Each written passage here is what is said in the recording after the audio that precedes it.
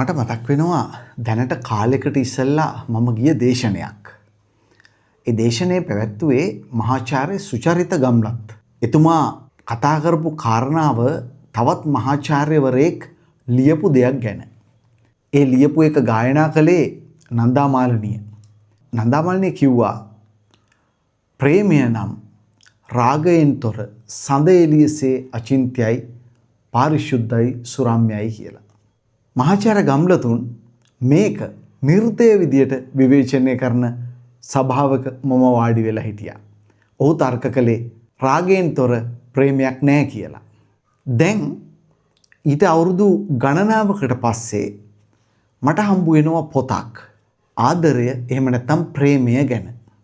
ඔබ දන්නවා මේ ලෝකේ වැඩිම ප්‍රමාණයක් කෙටි කතා, නවකතා, චිත්‍රපට, කවි, ගී ලියවිලා තියෙන්නේ ප්‍රේමය එහෙම නැත්නම් ආදරය පිළිබඳව. අන්න ඒ වගේ ලියවිච්ච තව එක ආදර කතාවක්, ප්‍රේම කතාවක් ගැන තමයි අද අපේ රිවිව් එක සිද්ධ වෙන්නේ. මේ පොත මෑත කාලීනව ලංකාවේ ජනප්‍රිය වෙච්ච ඉතාමත් හොඳ පොතක් ලිව්ව රචකයෙකුගේ පොතක්. ඔමීට ඉස්සෙල්ලා පොත් කිහිපයක් ලියලා තිබ්බත් මට වඩාත්ම ගෝචර වෙච්ච පොත තමයි අගත අනගත කියන පොත, නවකතාව. ඒ පොත 2025 අවුරුද්දේ ස්වර්ණ පුස්තක සම්මාන උළෙලේ දීර්ඝ වටේ නියෝජනය කළා. ඒ වගේම තමයි ඒ පිළිබඳව අපි රිවිව් එකකුත් කළා. පොත ලිව්වේ ලසන්ත ද සිල්වා. ලසන්ත මීට ඉස්සෙල්ලා ලියලා තිබ්බ අගත අනගත පොතට වැඩිය සම්පූර්ණයෙන්ම වෙනස් සන්දර්භයක, මාතෘකාවක, ආඛ්‍යානයක කතාවක් තමයි අද අපි ඉදිරිපත් කරන පොත. මොකද්ද මේ පොත? පොතේ නම කඳුළු එක්ක චියර්ස්. ප්‍රකාශයටපත් කරේ විදර්ශන ප්‍රකාශන සමාගම. පිටු 236කින් සමන්විත පොතක්. මේ පොතේ පසුපිට හරි අපූරු කතාවක් දිගහරිනවා. ඒ පොත බුක් ෂොප් එකකට ගිහිල්ලා ගන්න හිතන කෙනෙක් නම් මේ පිටිපස්සේ තියෙන පේලි ටික කියවුවාම ඒක මිලදී ගන්න පෙළඹෙනවයි කියලා මට හිතුණා. ඒ නිසා මම හිතුවා බුක් ෂොප් එකකට ගිහිල්ලා මේ පොත දැක්කේ නැති ඔබට මේ පොතේ පසුපිටේ තියෙන ඡේදය ඉදිරිපත් කරන්න. බණ්ඩාරවෙල, දියතලාව, හපුතල, ඉදල්ගසින්න, ඔහිය එක පෙළට පහු කරගෙන බදුළු කෝච්චිය හරිත මිටියාවතේ දාරේ දිගේ කොළඹට යනවා. කෝච්චිය ගැස්සෙන හැම වතාවකම මතක අහුරු විසිරිලා රේල් පාර අද්දර වැටෙනවා. ඒව අහුල ගන්න කවුරුවත් නැහැ. ඒ මතක තමයි සමහර තැන්වල සුදු ලිලි මල් වගේ පිපිලා තියෙන්නේ. කේතකි ආසාවෙන් හිටියා ලිලි මල් වල සුවඳ සිඹිමින් රේල් පාරේ ඇවිදින්න යන්න. ජකරුණ්ඩා මල් පිපෙන හපුතල සීතලේ වසත්ගේ අත අල්ලගෙන ඇවිදින්න. අදත් ඒ හැමදේම පුරුදු විදියට ඒ තැන්වලම තියෙනවා. දලුලනවා, මල් පිපෙනවා. සමහර දේවල් තිබුණු තැන්වලම ගල් වෙලා තියෙනවා. මීදුම පවා ඉස්සර වගේම ගලනවා. හැබැයි කේතකීවත් වසත්වත් ආයේ කවදාවත් හපුතලේ එන්නේ නැහැ. එයාලගේ කතාව මතක විතරක් ඉතිරි කරලා මැකිලා ගියපු ආදර කතාවක්. පොත කියවන්න ඉස්සෙල්ලා මේ කොටස කියවුවාම ඔබට පාඨකයෙක් හැටියට මට දැනෙනවා මේක අහිමි වූ ප්‍රේමයක් පිළිබඳව තමයි ලියවිලා තියෙන්නේ කියලා. ඒ හින්දා මම මේක කිවීම පොත ස්පොයිල් කිරීමක් වෙන්නේ නැහැ. මේ පොතේ ස්තුතිය පළ කරලා තියෙන්නේ. සාමාන්‍යයෙන් කතුවරයෙක් ඒ පොතට දායක වෙච්ච බොහෝ දෙනෙක්ට ස්තුතිය පළ කරනවානේ. එහෙම ස්තුතියක් පළ කරලා ලියලා තිනවා 237 වෙනි පිටුවේ. ඒ කියන්නේ පොත ඉවරුණයින් පස්සේ. ඒ ස්මරණය පටන් ගන්නේ පුංචි කවියකින්. අනේ තාමත් ලිලි මල්වල සුවඳ ඉසියුම් දැනෙනවා. තුංග හපුතල කන්ද පාමුල පෙමක මල බෙර වැයෙනවා. ඉරා මිහිඳුම් දුමාරය තෙත මතක දුම්රිය ඇදෙනවා. නුරාමිය ගිය සිහිනවල රත් කේතකී මල් පිපෙනවා. දැන් මේ අවසානයේ කියවුව පිටුවත්, ඒ කියන්නේ පසු පිටත්, මේ ස්මරණයේ තියෙන කවියත් කියවුවාම ඔබට දැනෙන්න ඕන එක දෙයක් තියෙනවා. එකක් තමයි අහිමි වෙච්ච ප්‍රේමය. දෙවෙනි එක තමයි කෝච්චිය.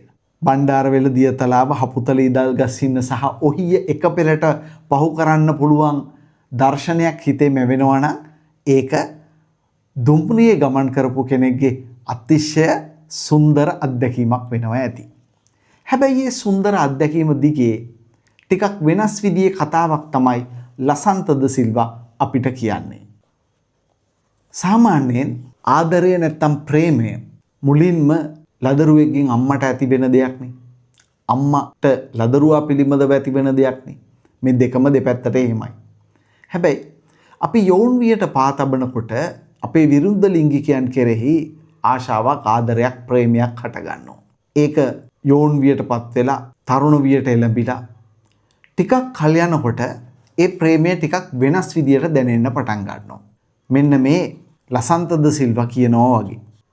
ඉස්කෝලේ යන කාලේ නම් කොල්ලෙක් කෙල්ලෙක් තමන්ගේ ආදර සම්බන්ධයක් හරි ඒ වගේ දෙයක් හිතේ මෝදුවන එක ගැන හරි කියද්දි හැමෝම උනන්දුවෙන් අහගෙන හිටියා. ඒ වයස ගෙවිලා යද්දි වෙන බරපතල දේවල් මිනිස්සුන්ට කල්පනා කරන්න ගොඩ ගැහුණා. සමහර විට තරුණ වයස පහු කරලා මැදි වයසට එද්දි රොමැන්ටික් විදියට දේවල් දිහා බලන එක නුසුදුසුයි කියලා මිනිස්සු හිතනවද කියලාත් මට හිතුණා. ඒත් වයසට යද්දි මිනිසුන්ගේ හදවත් වේලිලා ආදරය වගේ දේවල් නොදැනෙන තරමට ගල් වෙන්න ඕනේ නැහැ නේද කියලා මම කල්පනා කරා.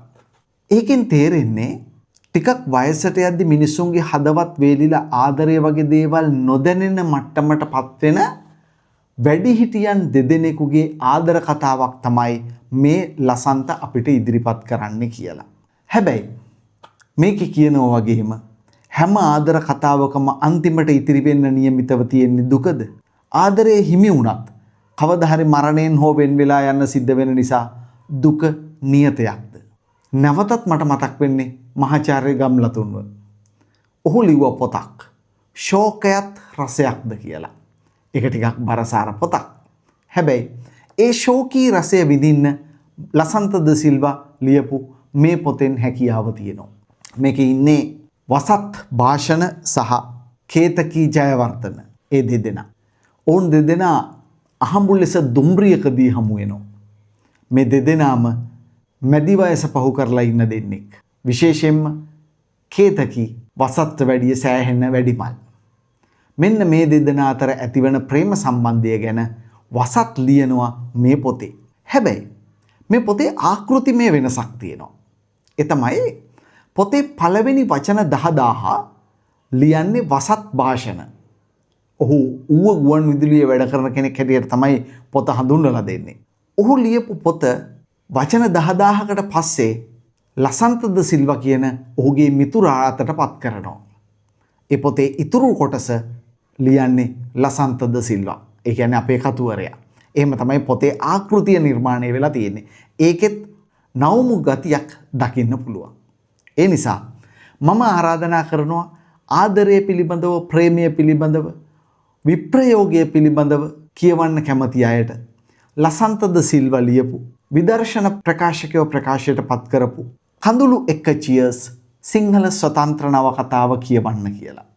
මේක ටිකක් දුක හිතෙන කතාවක්. හැබැයි හරිම අපූරු ආදර කතාවක්. ආදරය කරන්න මිනිසුන්ට වයසක් කොහෙදිවත් නැහැ. ජාතියක්, ආගමක්, කුලයක් කොහෙදිවත් නැහැ. ආදරය කොයි වෙලාවකවත් එක්ස්පයර් වෙන්නේ නැහැ. කල් ඉක්ුත් වෙන්නේ නැහැ. ඒ හින්දා ඕන වෙලාවක මිනිසුන්ට ආදරය කරන්න පුළුවන් කියලා දැනෙන විදිහේ පොතක් තමයි ලසන්ත ලියලා තියෙන්නේ. ඒ හින්දා හොයාගෙන කියවන්න. ලසන්ත ද සිල්වා ලියපු කඳුළු එක්ක චියර්ස්. ඒ එක්කම විත්රුක්මල්ගමගේ YouTube නාලිකාවත් subscribe කරලා like එකක් comment එකක් දාලා මේ වීඩියෝ එකට කැමති නම් share කරලා අපිට සහයෝගය දක්වන්න. රැඳී සිටින අපිත් එක්ක අපි දිගටම මේ වගේ පොත් අරගෙන ඔබ හමු වෙන්න එනවා. නැවත දවසක හමු වෙනතුරු පතනවා ඔබට ජය.